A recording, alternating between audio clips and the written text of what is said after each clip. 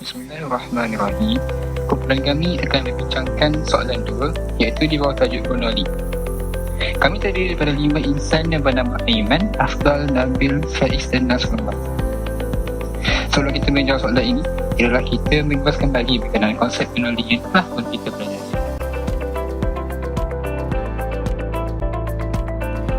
Apakah itu Bernoulli? Prinsip Bernoulli menyatakan bahawa dalam suatu sistem pengaliran bendala yang mantap, tekanan bendala menjadi rendah apabila laju pengaliran bendala bertambah, dan juga sebaliknya. Dalam tajuk ini, tiada formula yang diperlukan, hanya perlu mengetahui konsep sahaja.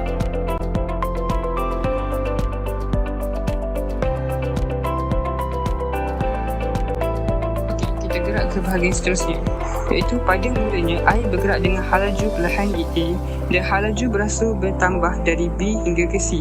Oleh itu, wujud tekanan air yang paling tinggi di A dan tekanan air paling rendah di C.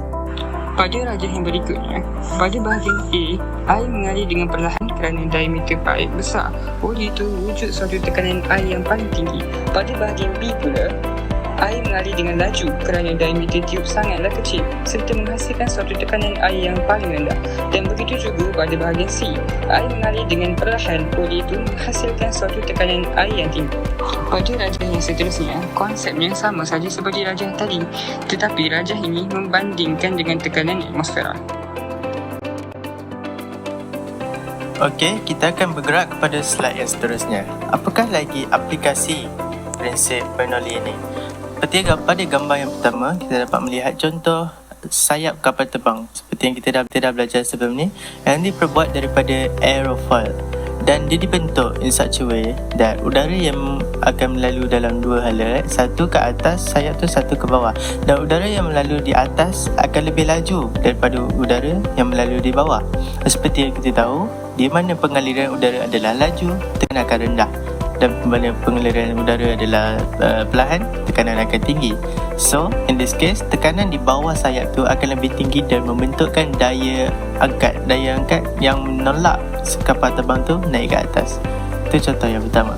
Pada contoh yang kedua, ini saya tidak akan masuk banyak sangat sebab pada soalan yang seterusnya akan di explain lagi. Dan contoh yang ketiga, pada kapal. Dan kita lihat dekat bawah tu yang dibuat daripada hydrofoil, sama je macam prinsip yang aplikasi yang di atas tadi, di mana pengaliran air yang laju dekat atas dan perlahan di bawah, dan dia akan, yang perlahan tu akan menghasilkan tekanan yang tinggi dan dia akan ditolak ke atas supaya dia terapung.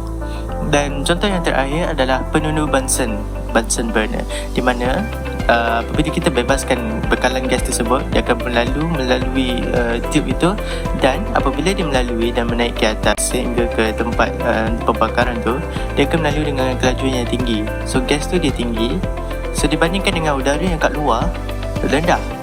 So disebabkan kelajuan udara di luar tu adalah rendah, tekanan tinggi akan menolak udara dari atmosfera dari luar tu akan disedut masuk, dan dia akan mencampur dengan gas yang mengalir laju tadi, akan berlaku combustion, iaitu pembakaran, dan akhirnya udara pun terbakar dan api dihasilkan.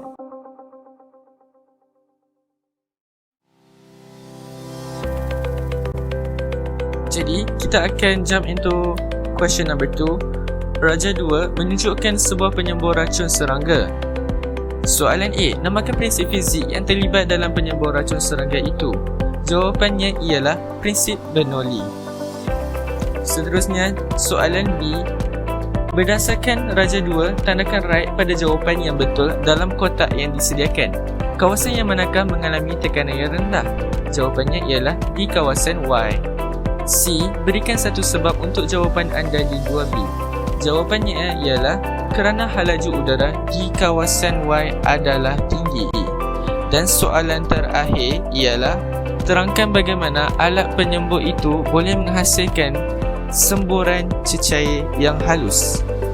Jawapannya ialah udara di kawasan X dipaksa keluar dengan halaju yang tinggi dan menghasilkan tekanan yang rendah di kawasan Y. Tekanan atmosfera yang lebih tinggi akan menolak cecair keluar ke kawasan yang bertekanan rendah. Oleh itu, terhasillah cecair yang